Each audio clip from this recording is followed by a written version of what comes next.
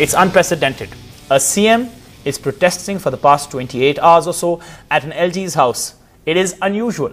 An IAS officer, or all of them, have allegedly been on strike for the past 4 months. It is unfortunate. Little or no work has taken place in the capital for the past 4 months. And guess who is suffering? The people. The Chief Minister's sit-in protest at the LG's home a day after it began.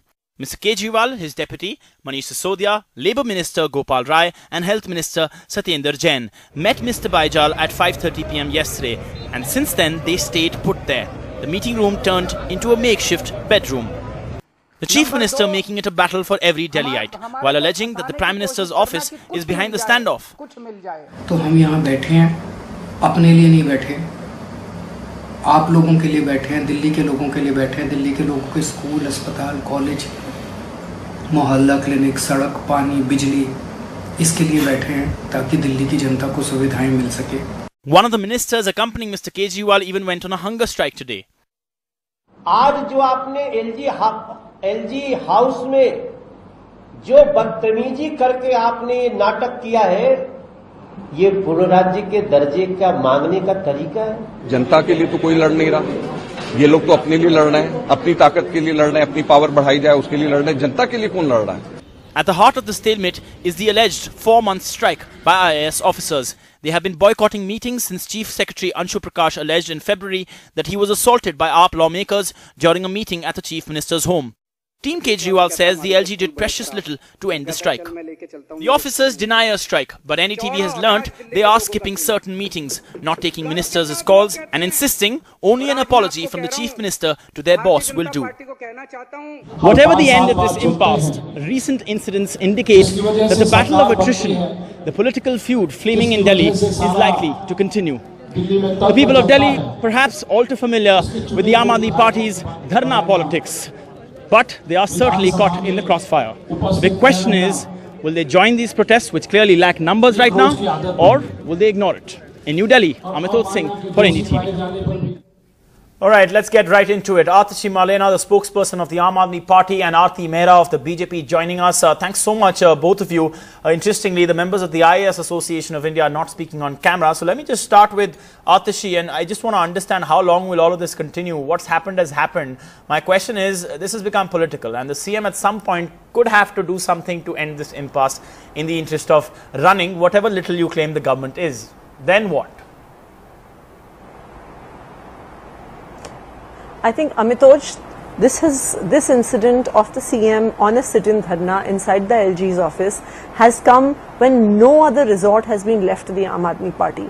It has been 112 days since the IAS officers have been on strike. In these 112 days, multiple letters have been written to the LG. 8 times an attempt has been made by the cabinet, by the deputy chief minister, by the chief minister to ask the LG, who is the constitutional authority on the matter, to take disciplinary action, to ask the IAS officers to get back to work. On the one hand, the LG denies that there is no strike. On the other hand, the LG himself says, oh, the strike is based, the situation is created precisely because of XYZ reasons.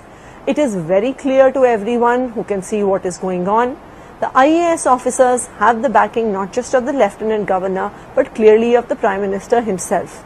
Otherwise, it is unprecedented in this country, where IAS conduct rules clearly state that no strike, no slowing down of work even is allowed for one single day.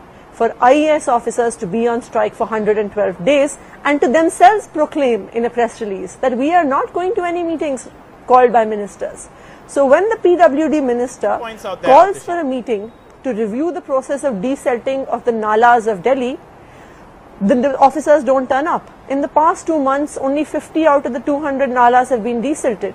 So when the monsoon season reaches Delhi, when there is going to be water logging, are you going to be asking questions to the elected government, or are you going to be asking questions to the IAS Association, because they refuse to come for any review meetings? All right, at that point in time I'll speak to you, but right now the BJP is already planning a protest about water shortage in the state in Delhi. Aarti ma'am, I think she made 2 interesting points. One was referring to the IAS statement, and the second was alleging that the PMO is basically behind what's happening. So I want to ask you, why can't the PM step in there is an impasse right now. It's gone on for 26 to 28 hours. Why can't the PM step in right now?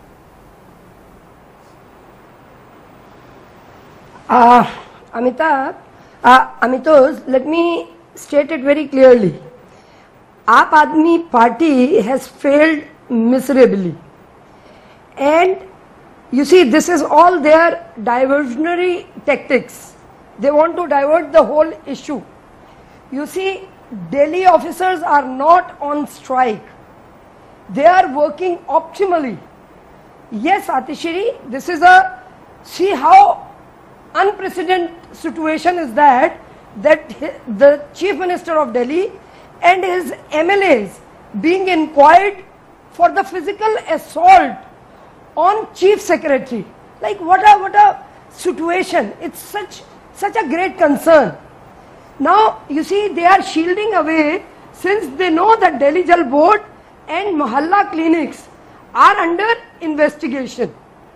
They talk about the doorstep ration distribution which they want to do. Everything in the Delhi government is under investigation. Oh, come on. It's the file is with your minister, ma'am.